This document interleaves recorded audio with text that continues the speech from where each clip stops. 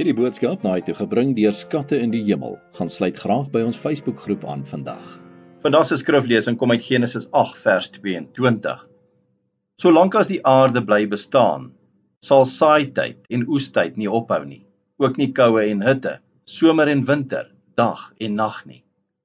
Vandag se boodskap is getiteld Slegte dinge gebeur wel met goeie mense. As dinge in jou lewe skeefloop, beteken dit nie dat jy 'n slegte mens is nie. Dit beteken slegs dat slegte dinge wel met goeie mense gebeur. Wat nou maar vir Job, hy het meestal goeie seisoene ervaar, maar word onthou vir die ontsettende hartseer, die pyn en verlies wat hy gely het. Tog was hy beskou as 'n regverdige mens.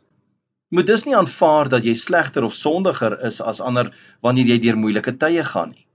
Onthou, so seker as wat daar vonk uit 'n perd se hoef slaan, so seker kan jy wees dat slegte dinge kan gebeur. Aanvaar dat daar seisoene van goed en kwaad sal wees tot die wederkoms. Moet dus nie te veel top oor negatiewe dinge wat gebeur nie. Trouwens, moenie toelaat dat die seisoene waarin jy jou bevind definieer wie en wat jy is nie. Mense maak dikwels onwyse besluite in swaar tye.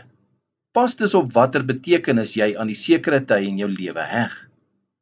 Wanneer jy deur moeilike tye gaan, aanvaar en glo dat God daar is, en dat dit nie die tyd is om wilde stellings oor God en sy doel met jou te maak nie. Die waarheid is, God se planne verander nie soos die seisoene nie. God is altyd daar en steeds by jou, of jy jou in 'n pandok, paleis of tronk bevind. Dikwels as ons terugkyk oor ons lewens, verstaan ons waarom sekere dinge nie uitgewerk het volgens ons planne nie. Kom ons bid saam. Hemelse Vader, weerhou ons daarvan om wrokke te koester en leer ons om afskeid te neem van ou koeie. Maak ons vry om te vergewe en lief te hê soos wat U ons geleer het. Ons bid dit in Jesus naam. Amen.